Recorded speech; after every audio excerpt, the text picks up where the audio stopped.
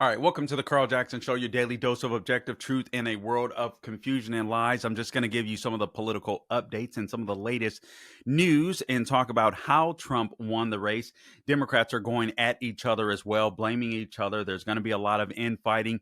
And I got to tell you guys, from what I'm seeing right now, I don't think Democrats are going to figure this thing out anytime soon. We've got video clips ready to go for you to watch, and I think Democrats are going to be going at each other for quite a while because there's got to be a fight. Within the Democrat Party, the more sensible, if there's any that still exist, and the basic commies that are in the parties, the AOCs, the Bernie Sanders. So there's going to be a civil war within the Democrat Party. We've seen some of that take place, and also the left is going to continue to blame us. They're going to continue to blame Trump. They're going to continue to speak condescendingly towards Trump supporters, and they're going to continue to say right now they're not calling Trump Hitler and all that kind of stuff, but they're still basically, in so many words, saying he's going to be a threat to democracy. So we'll talk about that as we sit right now. It is Wednesday, November 7th, 2024. The races have not been settled as of yet, not completely. We'll get into some of that, but Trump currently sits at 312 electoral votes. I mean, just straight up kicking booty. He's won all 7 battleground states: Arizona, Georgia, Nevada. He's just bust down the blue wall: Wisconsin, Michigan, Pennsylvania. He's also taken North Carolina. And we got news today that Trump has appointed Susie Wiles as his chief of staff. Let me give you a little bit about this. This is on next. Trump campaign announces that Susie Wiles will be his White House chief of staff. I had a column pulled up from Axios, and let's see if I still have that. I'm sorry. Work with me here. This is okay. Anyway, I don't have that column pulled up from Axios. Anyway, Susie Wiles, his campaign manager, is now going to be his chief of staff. Susie Wiles at one point in time worked with DeSantis. I don't know what happened there, but big loss for him. But anyway, she's going to be his chief of staff. So much for Mark Cuban, who actually congratulated Trump, at least online. Talking about that Trump doesn't have strong, intelligent women next to him. Well, Susie Wiles is now going to be his chief of staff. So he has named her. And I think that is obviously you want to go with someone that you're comfortable with. And he's choosing to go with Susie Wiles. And that sounds like a great choice given what he's accomplished. All right, I'm looking at the Senate races right now just so that you're updated. Let's see here if I can if my computer will actually allow me. Okay, so right now Republicans are up 53. They have 53 seats, a win of +4.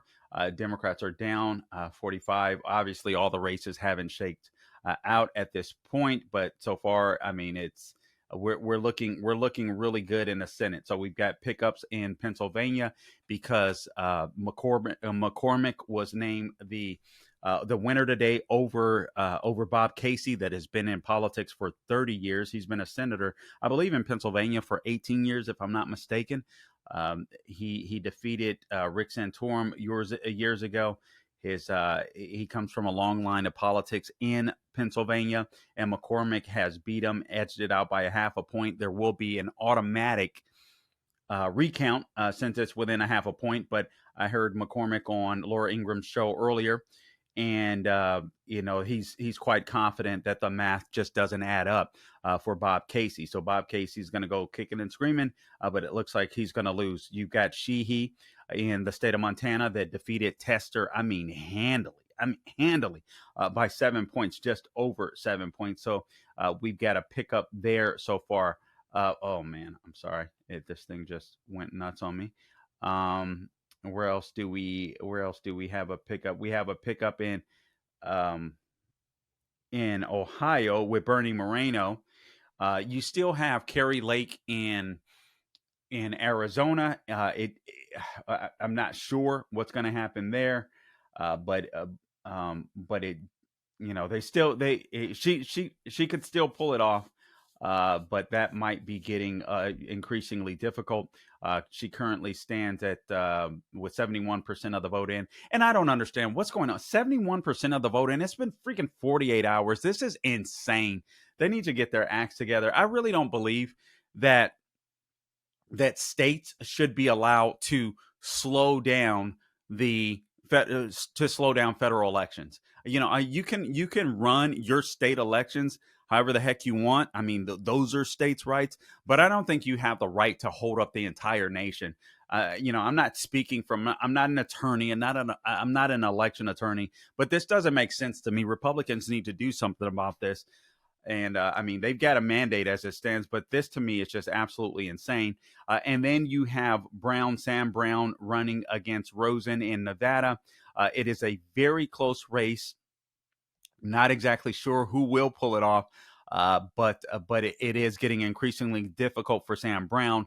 I thought he had taken the lead, if I'm not mistaken, yesterday, but he seems to have lost that. But nonetheless, it still is a tight race with 94% in. So that race has not been called as of yet. So those are just some of the pickups here. We went over Brown. Who else do we have? In West Virginia, obviously, you have Jim Justice that takes over for Manchin. So we're doing good. Either way, no matter how it goes, we're going to have the Senate. But I'd like some fighters in the Senate. Some of the guys that we have now, I'm not sure about Sheehy. I think Sheehy will be a true fighter. Sam Brown, if he were to win. McCormick, listen, I'll take him over Bob Casey any day. I'm curious to see how he'll be in the Senate. But, bottom line, a lot of this stuff, it comes down to you and I, all right, making sure that we stay on top of these guys. You also have Rick Scott that is vying for Senate Majority Leader. I think Rick Scott would make a fabulous Senate Majority Leader as opposed to John Thune. Man, I forget the guy in Texas that's also running for that position. So that'll be John Cornyn, Senator John Cornyn. That'll be aired out. But Rick Scott is a businessman, and now I got to tell you, Rick Scott, when we had the shooting at the high school down here in Florida, he put some gun restrictions on, and I didn't like that. I didn't like that, and I was like, I would never vote for that guy as president as a result of that.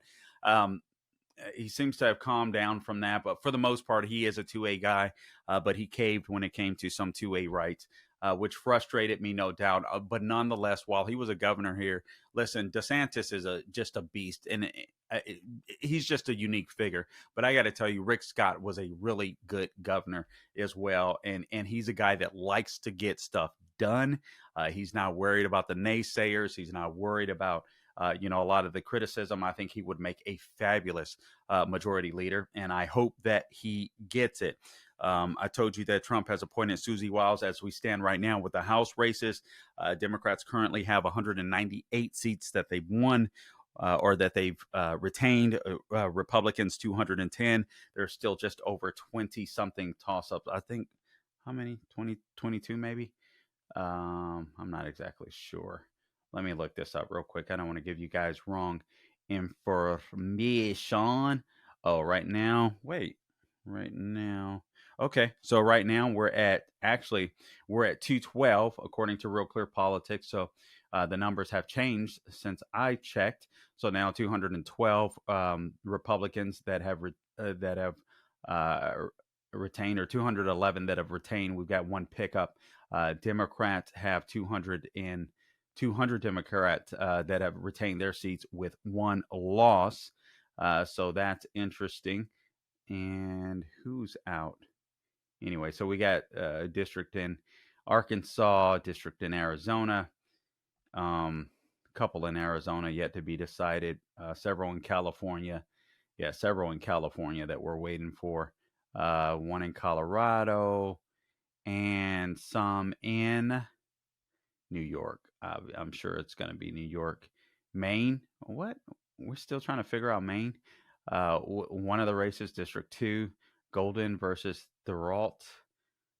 A very close race, very tight race. 10 points still to be counted, 90% in. All right. So anyway, Speaker Mike Johnson is confident that Republicans are going to be able to remain in charge of the House, albeit with a slim majority. Okay, so I want to share some numbers I want to share some numbers with you and then just go over quickly some of the reasons that Trump won. But I also want to talk about some of the media hysterics, some of the media hysterics that I've been witnessing, that we've all been witnessing. The left are absolutely, they're attacking each other, they're blaming each other. I'll get into some of the stories. We have some videos for you that I'll share in just a second. But before I do want to remind you that today's show is brought to you by mypillow.com. So the story of My Pillow is a testament to faith and transformation. Mike Lindell, once battling addiction, found a new path when he embraced faith and began following Jesus. In gratitude, Mike is excited to share an exclusive offer with our listeners. So right now, the standard My Pillow is available for just $14.88. That's the savings that's too good to pass up. All right. So there's a limit of 10 per customer since it's only $14.88. So you don't want to wait to take advantage of this amazing new deal. Now with the promo code Carl. So use the promo code Carl, C-A-R-L. Remember, I don't spell it like the communists, okay? So Mike believes that God gave him the idea for My Pillow in a dream, and it's designed with your comfort in mind. And the guy has an amazing story. I mean, from crackhead, he said it himself, to CEO. The pillow holds its shape and adapts perfectly to your unique sleep position, helping keep your neck aligned for the best night's sleep. Man, I don't use anything but My Pillow. Absolutely love them. And there's more. You can take home a 4-piece kitchen set for only $25, or enjoy the new mattress topper starting at just $99.99, or pick up the luxurious My Pillow bed sheets starting at $49.98. Man. Visit mypillow.com or give them a call at 800-858-0263. Use the promo code Carl, C-A-R-L, to unlock huge discounts. Don't miss out. Order today. Okay, so now I want to just go through some videos, and then I'm going to talk to you about Trump's Latino vote. I think it's worth mentioning. Guys, I've been saying for years, or we're talking about, I've been saying for years that if the Republican Party would go after Latino voters, I think we would win. I say that as a black guy, only because I knew that it would be harder to break through with black voters. But Trump has done it. He's doubled his numbers amongst black voters. He won Arabs and Muslims in Michigan. You know, you had Kamala Harris that was so worried about offending Arabs in Michigan, that she was. I mean, the lady. Listen, I believe she's totally anti-Israel. I really do. I believe she's against the nation state of Israel. That's my personal belief. She's married to a Jew, Carl, so she can't be an anti-Semite. I don't know, because I think there's some Jews that are leftists before they're Jews, and I think that Doug Emhoff, her husband, the second husband, I don't even like that sound, but the second, or that anyway, I as Dennis Prager says, there's a lot of Jews that are leftists before they're Jewish. I think Doug Emhoff fits the bill, in my personal opinion. All right, but let me do this. Let me go back to our clip sheet, because I want to go through some video with you. I want to talk about the Latino vote, because Trump, just dominated. The race isn't over yet. Everything isn't counted yet. The guy's up to 312 electoral votes, as I mentioned earlier. But I want to dive into some of the numbers that he got from the Latino vote, courtesy of Axios, because if the Republican Party can hold on to a lot of these Latino voters, it is going to be very hard for Democrats to defeat them, frankly. And so I hope they will do it, and Republicans are going to have to come in strong. Promises made, promises kept. They're going to have to bring down inflation. All right. I mean, they're going to have to do well with the border. They're going to have to get that under control right away. They're going to have to deport some people. I don't suspect that there's going to be mass deportation like a lot of people do. I believe that's what we should do. I just think that the left is going crazy. They're going to go crazy. They're going to get crazier. It's not going to get any better. But before I go through the numbers, let me just go through some of these videos. This is Jimmy Kimmel. This is video clip number 1, Gabe. Jimmy Kimmel, obviously comedian, late night talk show host. These guys aren't even funny. Let me just say this real quick before we get to this. Actually, let's roll the video. Video clip number 1, please, Gabe. Let's be honest, it was a terrible night last night. It was a terrible night for women, for children, for the hundreds of thousands of hardworking immigrants who make this country go. for healthcare, for our climate, for science, for journalism, for justice, for free speech. It was a terrible night for poor people, for the middle class, for seniors who rely on Social Security, for our allies in Ukraine, for NATO, for the truth and democracy and decency. And it was a terrible night for everyone who voted against him. And guess what? It was a bad night for everyone who voted for him, too. You just don't realize it yet.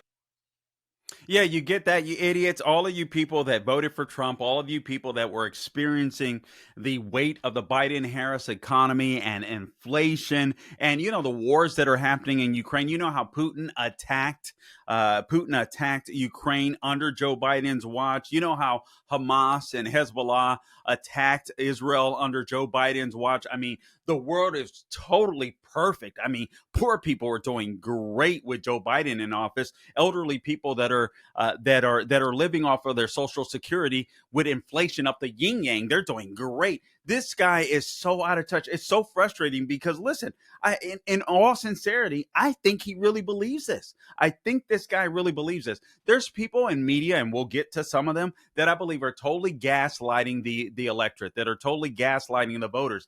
But I think you get people like Jimmy Kimmel who must live in a bubble, and he thinks women are in danger, children are in danger, immigrants. By that, I guess he means illegal immigrants that are in danger. The climate is in danger. Everything is about fear. Everything is fear. You got to be fearful. You got to be angry. People are so tired of that. You know why they have to preach on all this stuff? Because they don't go to church. And they don't hang around with regular, ordinary people. You think Jimmy Kimmel hangs out in the hood? You think Jimmy Kimmel hangs out with people that live in the hood? Do you think he goes to a church building after he leaves the studio and prays with the sick, the poor, the elderly? Do you think he does that? I don't.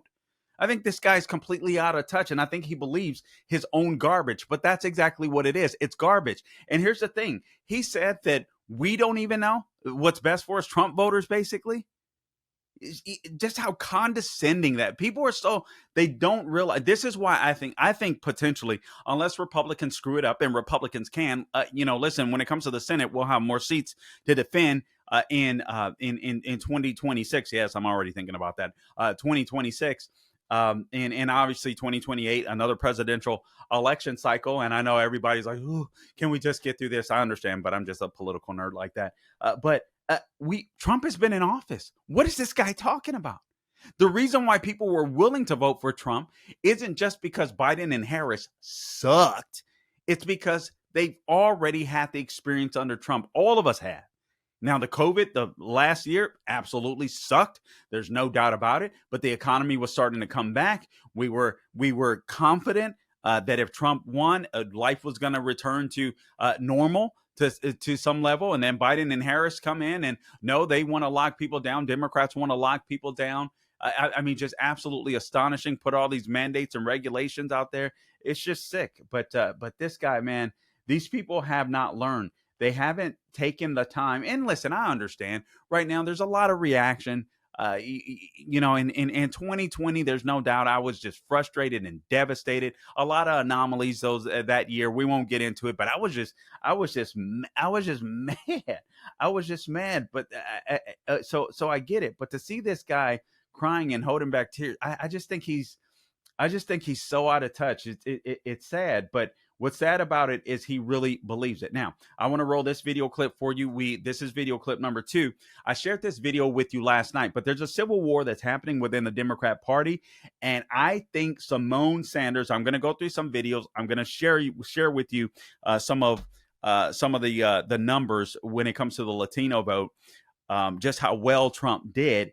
But I want to go through some of these videos here because I'm telling you, there's a civil war that's brewing within the Democrat Party. And don't forget, the left is not giving up. They're going to want to do everything they possibly can, to destroy the Trump administration. It is going to be crucial. I spoke to Lee Smith last night. You guys know Lee Smith, the investigative journalist. I've heard it from others already. The most crucial pick that that Trump could make at this point is the AG. His AG is going to be his most crucial pick because he's got to. I mean, he's got to be able to comb through the deep state. But here's what Simone Sanders had to say, because Democrats are still trying to figure out why they lost and why they lost so badly. Let me preface this. Democrats have no one but themselves to blame. I mean, the party from top to bottom. But I will say this: until Democrats until Democrats move on from Barack Obama, you heard me correctly. Until Democrats are willing to move on from Barack Obama, until they're willing to get rid of DEI, make DEI die, CRT, identity politics, and just start listening to people in general, people didn't. I didn't not vote for Kamala Harris because she's a minority. I'm not using the term woman of color. Don't use woman of color. Don't use person of color. The left uses language like that so that you buy into their narrative. So be really careful when it comes to when it comes to narrative, because what the left they use. This is just me on a rant here. The left will use people of color because whites are excluded. It's really racist. It's really bigoted. And you don't have to be a racist or a bigot if you're white, but you're automatically racist to the left. So that's why they use the term people of color. It's why I refuse to use the term people of color. But here's Simone Sanders, just giving Democrats a dose of reality. Now, again, all Democrats are to blame. They shouldn't have stabbed Joe Biden in the back. They shouldn't have elevated Joe Biden to the presidency in the first place, or to the presidential, nomination. James Clyburn helped them with that. They knew he was senile at the time, so they're all getting what they deserve, but they're turning the knives on each other. But at least Simone Sanders, I disagree with her, but I think she's one of the most real real Democrats you'll see. Although, I've seen her play the political game like they all do. Roll video clip number 2 for me, please, Gabe. Yes. But I do have an indictment of some of the strategy. And again, the people that said Joe Biden was the problem. Where's my camera? He was not the solution. He was not the solution. I will just note that it is probably not the best idea that Democrats orchestrated a very public stab fest, a proverbial stabbing in the front of the sitting president of the United States of America, and then didn't use him in his hometown of Scranton, Pennsylvania. I will defer to Mr. Lemay. All right, and she's right. She's right. And what did Donnie Douche? I used to like that guy. He used to have this show that showed people that were living out the American dream, trying to make stuff happen. I had no idea that he was such a cuckoo leftist at that time. Just absolutely, the guy has gone so far left. It's absolutely insane. But she's absolutely right. The world witnessed the soft coup of Joe Biden, and then they implemented Kamala Harris in. We all know this. They put Kamala Harris in without receiving a single vote. Absolutely insane. All right. Let me remind you of this too. I was reading through this article today from the Free Press, Eli Lake. And I didn't agree with everything, but he made some great points.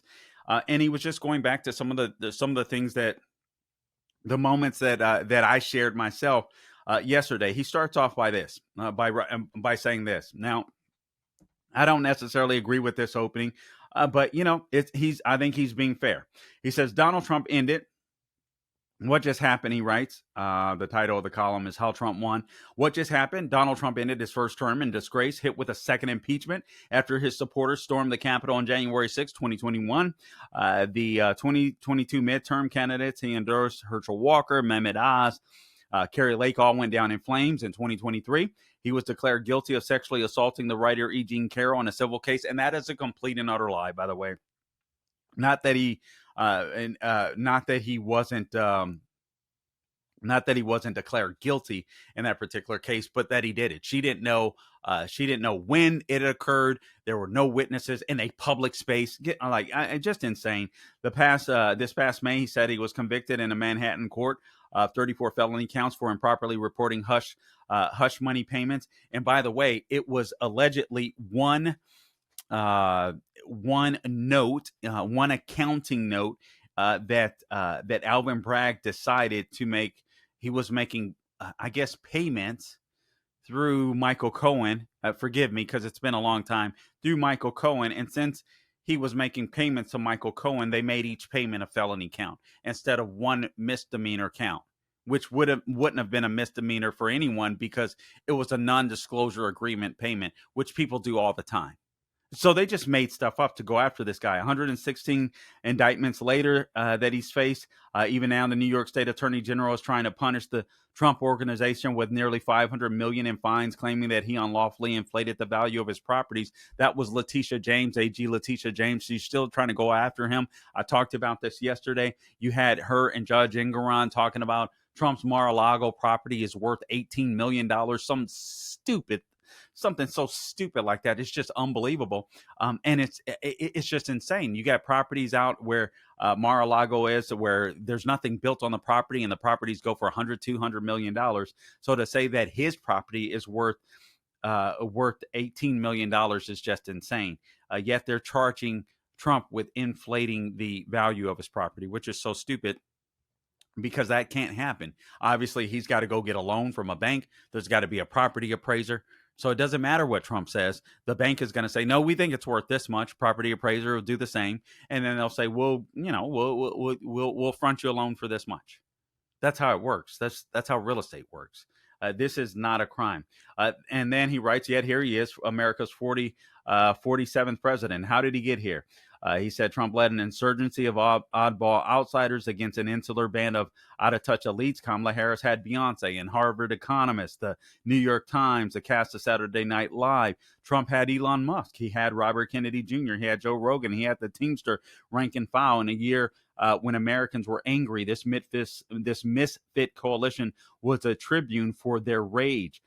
Why were Americans so angry, he asked. The reasons were clear if you were willing to turn on cable news. For starters, their president, Joe Biden, had misinterpreted a narrow victory in 2020. And he didn't misinterpret it. It's just what Democrats do. It's what the left does. When they get power, they use it. They use it. When Republicans get power, we sit there and we're like, what should we do? What should we do? We don't want to offend these people. We don't want to. And Democrats get legislation that lasts. Look at Obamacare. Once there's any type of entitlement that's settled upon in Washington, D.C., that's legislated, you can't get rid of it. It doesn't matter how disastrous it is, because there's always going to be somebody dependent on it. And then there's always going to be the political game, political theater, the good guy, the bad guy, as my buddy Christopher Hart writes, basically. And then you're going to, one side or the other will fold because they want to win elections. So then you had over 10 million people, I think it's over 20 million people, just my opinion, that have crossed over the border, $35 billion or trillion dollars. And we went over in national debt with Joe Biden in office. He says all the while his Democratic Party advanced outlandish and radical social policies, such as support for biological men to compete in women's sports, taxing unrealized gains. You guys remember that? Taxing unrealized gains. Just scaring the crap out of out of anybody that has any type of retirement, including with social media companies to ban alleged health misinformation. He also insisted for most of his presidency that the very real inflation consumers experience was fleeting and not serious. So he didn't take us seriously. He didn't take inflation seriously. Joe Biden didn't. Kamala Harris is the same. You had, what's his name, Jimmy Kimmel, talking about censorship. They were censoring us. They censored me. I'm not whining about it. It's just a fact. On social media, unless you had a really big name already, and even people with really big names were being censored. They were being, what's the terminology? I forget the terminology. Shadow banned. You're not getting traction. I mean, this was happening with Bongino, happening with just about everybody. Dana Lash, Glenn Beck, you name it. Sean Hannity, you name it. It was happening to everyone. Elon Musk comes around. He buys Twitter. The left goes nuts and they hate him as a result of it because they wanted censorship. They hate Elon Musk. The left does, because they hate freedom. They hate free speech. They hate for people to share or have different ideas than they do. Jimmy Kimmel should be saying, I disagree with these people, but they have a right to vote for him. And maybe they'll change their minds. Now he's wrong. But for God's sakes, man, this guy he really believes it. Corporate media that carried the water for Democrats, this writer writes, Eli Lake writes. I mean, that's what we've seen. Corporate media just carry the water for Democrats like they tend to do. I mean, it's insane. MSNBC, CNN, ABC. We saw the debates. We saw the debates with JD Vance. We saw the debate with Trump. It was a 3-on-1 in each debate. They wouldn't even hide it, or they couldn't hide it. Don't give me this nonsense that Kamala Harris, if she would have had more time, she would have won. No, she would have exposed herself for still being the worst candidate ever. Because if she would have told you the truth, what she really stood for, that she's a far leftist, that she's a radical, that supported Proposition 47, where people could literally break into stores in the state of California, still $950, which could be $20,000 for all we know, because we don't know what they stole. Supporting transgender surgeries, going on the transgender surgeries for men in prison so that they could go to female prison. She changed the law so that could happen. If she would have had more time, I think she would have lost even worse. I don't think it would have been better. Victor Davis Hanson, I heard him in some interview, but the left is going nuts, and nothing would have changed. Nothing would have changed. The only way Democrats would have made this race competitive is if they had maybe a Josh Shapiro or a more sensible Democrat that would have been willing to tackle the issue of the border, inflation, and crime. And I'm not even sure that Josh Shapiro would have done that, given how far left the Democrat Party has gone. But had Kamala Harris even picked him as VP, perhaps they would have done better in Pennsylvania. I can't say that with certainty, but I would think so. He's beloved in the state of Pennsylvania, both by Democrats and Republicans alike. But she made a horrible choice in Tim Walz. All right, let me run some more video for you real quick. Let's go to video clip number 4, por favor. This is Joe Biden. Joe Biden looking dapper. And I got to tell you, he is one of the best dressed presidents that I've seen. Looking back in the day, I loved how Ronald Reagan, I mean, obviously the style was a little old, but for those days, Ronald Reagan was always clean and dapper. Joe Biden the same way. I got to give him credit for that. But anyway, he seems a little more happy, a little more exuberant, a little more, I don't know, alert. Let's roll video clip number 4, please, Gabe. Yeah, it's good to see you all. Particularly good to see my granddaughter sitting in the front row here. Hi, Finn. How are you, honey? For over 200 years, America has carried on the greatest experiment in self-government in the history of the world. And that's not hyperbole. That's a fact. We're the people. The people vote and choose their own leaders, and they do it peacefully. And we're in a democracy. The will of the people always prevails. Yesterday, I spoke with President-elect Trump to congratulate him on his victory. And I assured him that I'd direct my entire administration to work with his team to ensure a peaceful and orderly transition. That's what the American people deserve. Yesterday, I also spoke with Vice President Harris. She's been a partner and a public servant. She ran an inspiring campaign, and everyone got to see something that I learned early on to respect so much, her character. She has a backbone like a ramrod. She has great character, true character. She gave her whole heart and effort, and she and her entire team should be proud of the campaign they ran. You know, the struggle for the soul of America, since our very founding, has always been an ongoing debate and still vital today. I know for some people, it's a time for victory, to state the obvious. For others, it's a time of loss. Campaigns are contests of competing visions. The country chooses one or the other. We accept the choice the country made. I've said many times, you can't love your country only when you win. You can't love your neighbor only when you agree.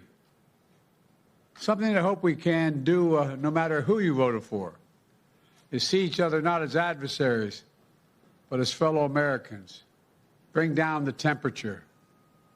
I also hope All we right, can let's stop it right there. Let's stop it right there.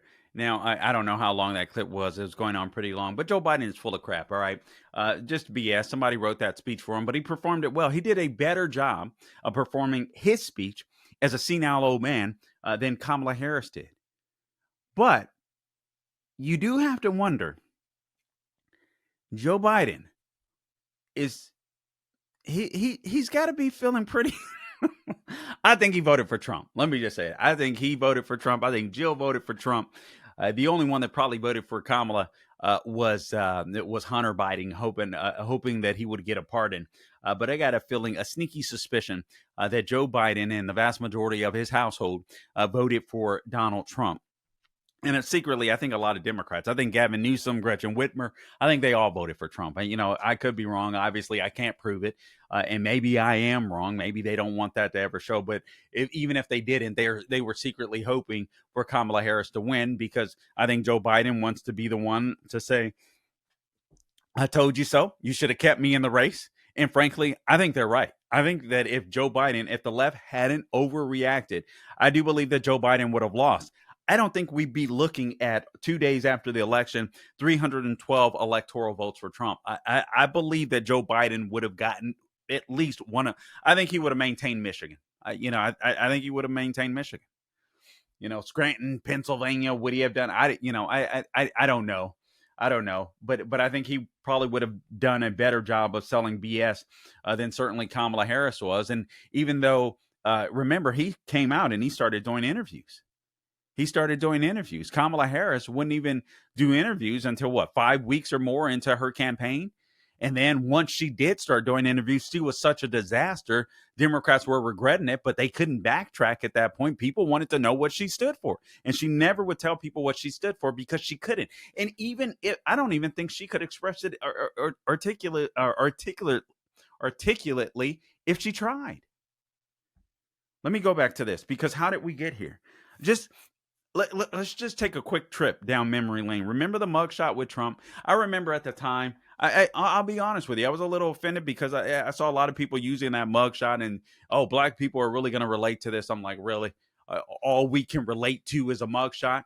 But the truth of the matter is, many blacks did.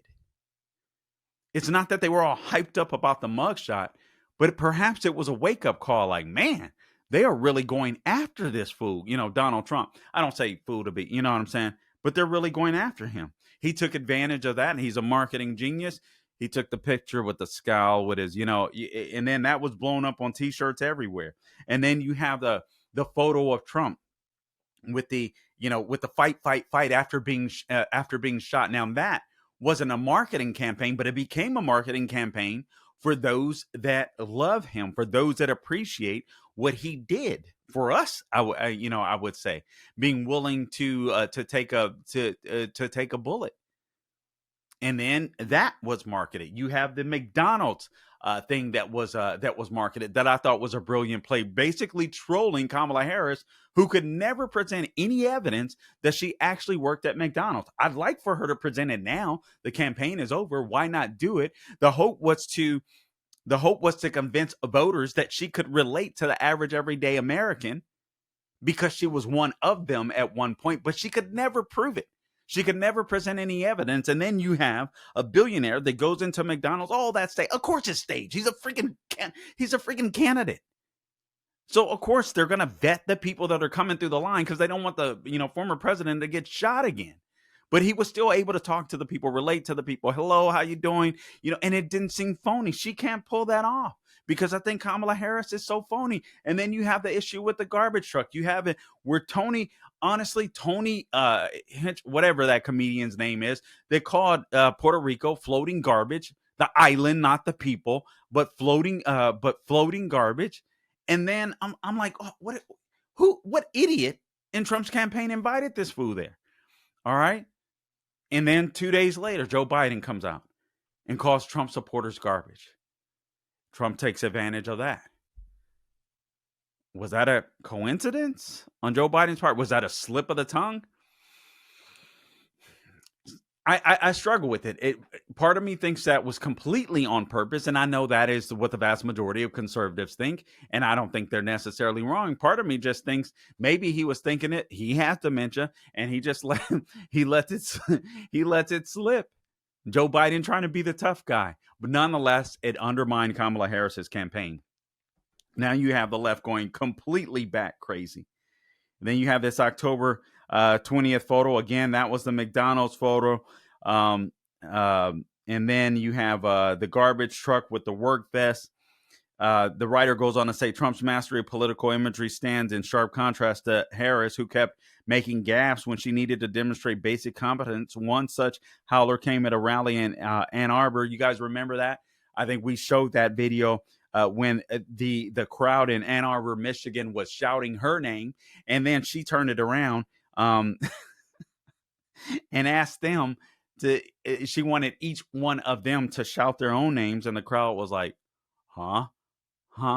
I mean, the chick is just awkward. She's just horrible on the stump. She couldn't think off of think off of her feet. She just couldn't do it. And then she picked Tim Walz, just a horrible choice for a vice presidential candidate. The guy was a complete and utter disaster, and I think he's hurt his. I don't think he has a career in politics. I really don't. I think once he's done in Minnesota, he's done. The guy's a complete and utter goofball, and he's destroyed the state of Minnesota. You Minnesotans, I don't know what the heck you're doing. I know you vote Democrat, but for God's sakes, vote for some sensible ones. I mean, it doesn't make sense. He goes on to write, in some ways, the Democratic Party should have seen all of this coming. In the perilous 4 weeks between Biden's disastrous debate performance and the selection of Harris to replace him on the ticket, a number of Democratic insiders publicly proposed an abbreviated primary, including Barack Hussein Obama. I mean, that was on the DL. At least they had written about it because Harris stunk. And Obama didn't think that she could handle the rigors of the campaign and the issues. And he was absolutely right, despite the fact that he was one of the ones that wanted her on the ticket as a vice president. But he didn't have confidence that she could ascend to the presidency, that she could handle a rigorous campaign, that she could answer the tough questions. But Joe Biden said, here, I'm endorsing her. And I really believe that. Joe Biden did that as a, to the Democrat Party, and I think they deserved it, quite frankly. So they got what they deserved. They got what they wanted. They wanted him out. They shouldn't have kicked him out. They should have gave him his meds. Whatever he took today for that press conference, he looked all right. I mean, he looked happy, looked better than he has looked. And then that first solo interview, or Harris didn't do her first solo interview as the party's nominee until 5 weeks after her selection. And then until October, she avoided saying what she would do if she won the White House. And we got more video clips. Let me just run through these real quick, and then I'll go through these Latino numbers real quick. But I'm just telling you how we got here. In the last few months, guys, we have witnessed history like we've never seen before. What we witnessed this year in this campaign season, I don't think we'll ever see again in our lifetimes. I don't believe we'll ever see it again. We saw a coup. We saw 2 attempted assassination attempts on a president. One where if former president, if Trump would have turned his head, like millimeters to one way or the other, the guy would have been dead, a bullet right in the smack in the middle of his head. And he just happens to look up at this. He didn't even plan to look up at this map at the right time. Oh, man. You can't tell me that wasn't God inspired, God ordained. That, and then gay whispering sweet nothings in my ear. And then Kamala Harris's appearance on The View. Many people are saying that this was the moment that they believe sunk her campaign when she went on The View and she was asked by Sonny Hostin, would she do anything differently than Biden? And she's like, not that I can think of. And she had already been asked that question so many times, and she couldn't come up with an answer. The lady is a complete and utter disaster. Actually, while we're speaking of The View, let's run this real quick. Video clip number 5. This is Sonny Hostin. These people have just gone nuts. They have gone nuts. There's no introspection except from a few, but a lot of these media figures have just gone nuts. And they're still stoking hatred and vitriol. They talk about Trump not accepting the results of the election. First off, he did. Guys, notice this. I want to make sure that you hear this, because here's what we're witnessing the left do. Even Joe Biden did it in his speech. Kamala Harris did it in her speech. We're going to basically move on. It's going to be a peaceful transition of power. It was a peaceful transition of power on January 20th of 2020. Trump left. January 6th, was there a Capitol riot? Yes. Did he say at the ellipse, go and peacefully and patriotically protest? Yes. Did he tell people to riot? No, he did not. Did a few people get out of hand? And now we know that there were some undercover, some UCs, if you will, some undercover FBI stoking some of the flames there. And regardless of whether or not FBI were there, some people acted irresponsibly. And they should have been prosecuted. I don't think to the level they are being prosecuted. I think most of these charges were misdemeanors and should have been misdemeanors. But the DOJ ramped it up for Biden.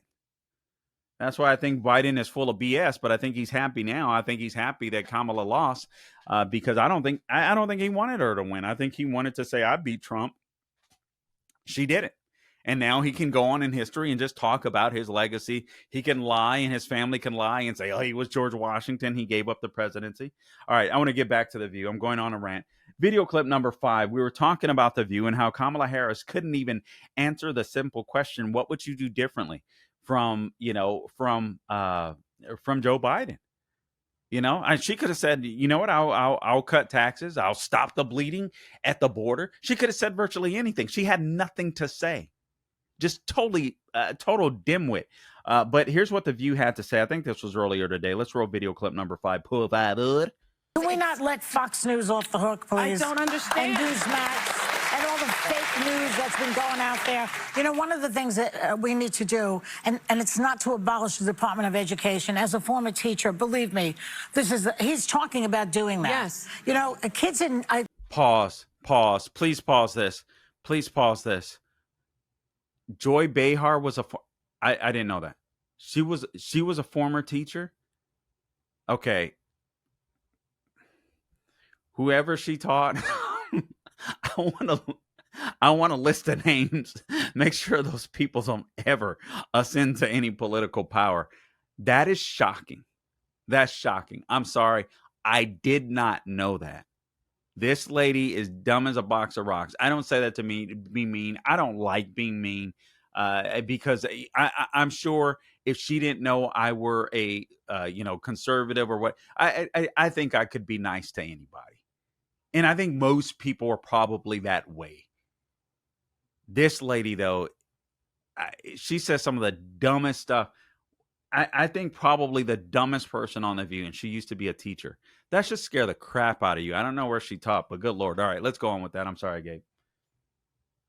Are learning to discern between fake news and real news. Yeah. They should be teaching that in this country. Yeah. Teach children tolerance. Teach them to think critically. Well, it would help if we could regulate social media, because one of the biggest offenders is D.C. and Congress have not been able to do one thing in regard to the rogue corporations of social media. It's not going to get any better with Elon Musk now in the administration. Okay, so we should be able to censor people? Like when we as conservatives talk about Section 230, we're saying, listen, let everybody be able to speak freely on these on these platforms. No censorship. Let everybody. It should be treated as a common carrier, just like cell phones, regular phones from back in the day. That's the argument from the right. For them, it's like no. We got to be careful what people say. Misinformation. Who's the arbiter of truth? The left? Them? These people that have lied to you about Joe Biden's condition for the last 4 years? as if they have the moral authority. I mean, just absolutely insane. Okay, real quick here. Let's play. This is video clip. This is AOC, little commie. Video clip number 6. This is AOC reacting to the loss. And here's what she here's what she has to say. This is why I believe, unless Republicans get in and screw things up royally, and they could, I really believe that if Republicans don't stop spending, cutting spending, if they don't get inflation under control, if they don't get the border under control, and they're going to have to do some deportations, it's not going to bode well for them. But here's AOC, but I don't think it's going to bode well necessarily as it stands right now for Democrats if Republicans do right by the voters, because the left hasn't learned. The leftists, the radicals, are still running or in control of the Democrat Party. Here's AOC, video clip number 6, please, Gabe. We are about to enter a political period that will have consequences for the rest of our lives. We cannot give up. We now find ourselves in a time in history that has precedent, and we find ourselves, I believe, in a time where there are, let's say, peers in history of mass movements of people that mobilize to protect one another in times of fascism and authoritarianism. And this is the era that we are poised to enter. Donald Trump has talked about turning the military on U.S. citizens that he deems his domestic political enemies. Authoritarians and people that he affiliates closely with and strongmen abroad in regimes like that, it is not uncommon to jail political dissidents or legislative opponents. This is the world that we very realistically may be entering. Yeah. Okay, this is what we were talking about yesterday with Lee Smith. And honestly, I got to tell you, and I love his writings, and he's a very credible writer. He's eerily correct. What I heard, a lot of the things that I was hearing yesterday was a lot of pointing the fingers and blame. But here you have AOC, in my opinion, an avowed communist, still ratcheting up. He's a fascist. He's an authoritarian. You know how you know that isn't true? I'm not sure if she could even describe it, to be honest, but you know how, or define it, but you know how you know that isn't true? If Trump was a fascist or an authoritarian, she wouldn't be posting that video. She would be scared as crap that she would disappear once he got in office, and she's not. That's how you know that she's a lying piece of crap. Video clip number 7. Here's Kamala. And let me say this about Kamala Harris. Her political career is over. She may not realize it yet. I'm using Jimmy Kimmel's words. This lady is toxic. Democrats don't like her. I mean, just, 4, 5, 6 months ago before she ran, they wanted to kick her to the curb. They wanted nothing to do with her. Yeah, 6 months ago in May, I was reading columns. They wanted nothing to do with her. They wanted Joe Biden to put someone else on the ticket to motivate the base. Base couldn't stand her. Hollywood couldn't stand her. Democrats couldn't stand her. And then they put on this $1 billion campaign. I just heard tonight on Jesse Waters' program. $1 billion. No presidential candidate has ever had a purse of $1 billion. And she still went $20 million in the debt. And she lost.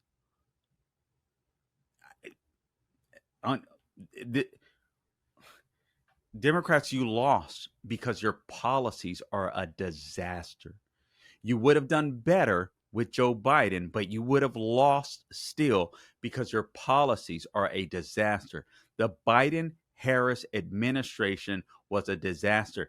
They've not figured it out. They're still blaming and pointing fingers. Oh, it's Biden's camp, he should have dropped out earlier and allowed us to have a primary. You guys, they could have had a short little primary. They could have worked it out. They had time.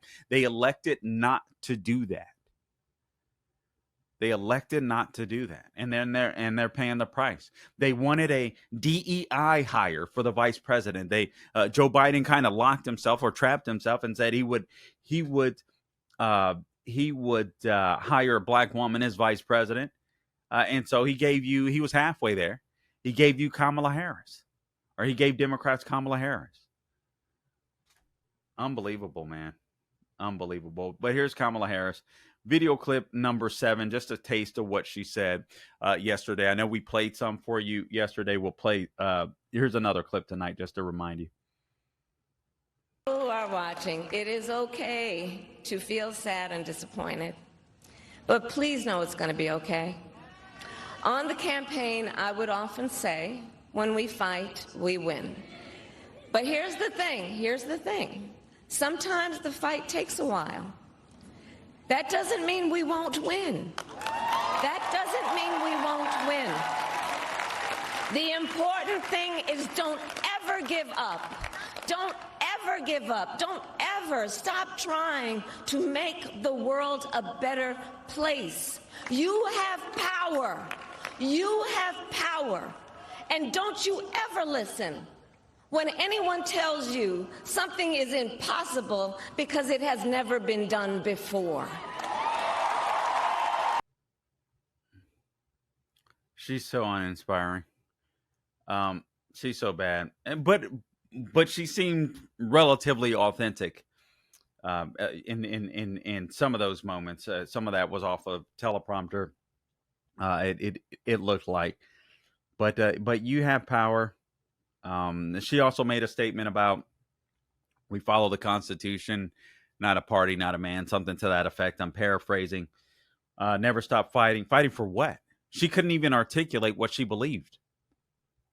Price gouging? You had Whoopi Goldberg talking about, I believe it was Whoopi, talking about price gouging on The View today. I never watched the show. I just heard a video clip. As if that's when they've got 1% or 2% profit margins. Well, price gouging is the issue. It's not inflation. It's not government spending. These people have so much money. They're just out of touch and they don't understand.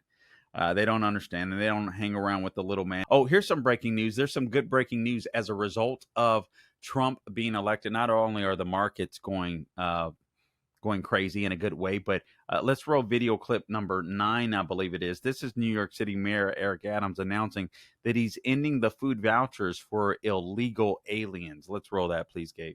News. The mayor just announced that the city will no longer issue vouchers to migrants to pay for food, ending a controversial program that had repeatedly come under attack by conservatives and others. This pilot program in New York City, drenched in both humanity and controversy, distributed debit cards to migrant families staying in city-funded hotels and allowing them to buy their own food. Eyewitness News reporter Josh Einiger following the breaking news for us. Josh? Well, Bill, it's a program that, as you say, generated plenty of controversy, but now its absence may raise even more questions. The so-called Immediate Response Cards pilot program was designed to help feed migrant families who'd found themselves in New York with no way to afford food. The one-year contract provided what the city described as culturally relevant food to 2,600 migrant families, allowing them to basically buy what they wanted. A family of 4 with two kids under 5 got about $350 per week to cover food in a program the city said would actually save taxpayers millions a year. It also reduced food waste. You may remember the food the city had been providing in migrant shelters was seen as not culturally sensitive to the needs of some migrant groups, and it ended up just going to waste. For more than a year, the city was groaning under the weight of more than 200,000 asylum seekers. That's very, very interesting. You know, another thought came to mind, too. It'll be a lot harder to track these people if they're not using those welfare vouchers anymore. And then here's the last clip that I'd like to play. Actually, a couple more. This is Stephen Colbert, another one of these late night talents that has everything written for him, who used to be somewhat satirical, sinister, funny type, whatever. And the guy has just turned into a little mean girl. But let's go ahead and roll it. Video clip. Actually, a mean guy. I don't even want to play around like that because, you know, they believe in that trans stuff. All right. Video clip now. All right, hold up. I'm sorry that that joke is totally stupid. You're talking about you're talking about different pay grades, and they're absolutely right. Trump does give them more material. He makes them relevant when they're completely irrelevant. This guy used to be somewhat of a talent. I don't even want to go on with it. Uh, and I wish entertainers would be entertainers, because whether they're comedians, whether they're entertainers, if they could be fair and balanced, they can rag on everybody. That that's what makes them special. That's what makes their craft special. When you go to a comedy club or listen to a comedian, whether radio, television, whatever, podcast, wherever it may be, what makes them funny is they talk. It's always, there's always an element of truth to the joke, right? And they joke about everybody. And you know what that does? It tears down walls. I used to be able, as a kid, just like many of you, when there were elements of racism, and I believed in my generation X, I believe for the most part we conquered that. In the 90s, I mean, we after the LA riots, that was like, I felt like America we had finally become this nation that we wanted to be. And then later Barack Obama was elected, and I just feel like he tore it all down, along with Nancy Pelosi. 2000, I mean, just the way they attacked George W. Bush in those days was absolutely crazy. For those of you that weren't around, he was Hitler, he was Nazi, but what he didn't do was respond. And I think to his detriment, and I think to the nation's detriment, frankly. I know he was an honorable man, and he thought he was doing the right thing. I really think it hurt it. I really think it hurt the United States. All right, last video, and then let me just read off some stats. This is RFK Jr. If you're wondering how Trump won, they helped to elevate him, because all the left did, all the Democrat Party did was talk about Trump, Trump, Trump, Trump, Trump. He took advantage of that. He's a marketing genius. Again, the mugshot, McDonald's, garbage can. And then Kamala Harris, just the worst candidate ever, with the worst policies ever. And she couldn't maneuver. Here's RFK Jr., what he hopes to do, what he vows to do, apparently. Video clip number 11, when it comes to the FDA. You say clearing out the corruption in your terms. Would that mean clearing out the top level federal service workers that are currently at the FDA and the CDC? In some categories, I would say. What does that look like? Yeah. In some categories of workers, there are entire departments, like the nutrition departments at FDA, that have to go. That are not doing their job. They're not protecting our kids. Why do we have Fruit Loops in this country that have 18 or 19 ingredients, and you go to Canada and it's got 2 or 3? Would you eliminate any of the agencies? To eliminate the agencies, as long as it requires congressional approval, I wouldn't be doing that. I can get the corruption out of the agencies. This is what I've been doing for 40 years. I've sued all those agencies. I have a PhD in corporate corruption, and that's what I do. And once they're not corrupt, once Americans are getting good science and are allowed to make their own choices, they're going to get a lot healthier. All right, I'm down with that. I'm down with that. I like what Trump says. FDA, handle the food stuff. You make our kids healthy, but let's stay away from the whale. I like that. All right, so just real quick as we wrap this up. By the way, you're listening to the Carl Jackson Show. Please subscribe to the podcast wherever you go to get your podcast: Apple, Google, Spotify, YouTube, Rumble, Pull Five, all things social media at the Carl Jackson Show. Again, at this point, Trump is at 312 electoral votes. He has won every single one of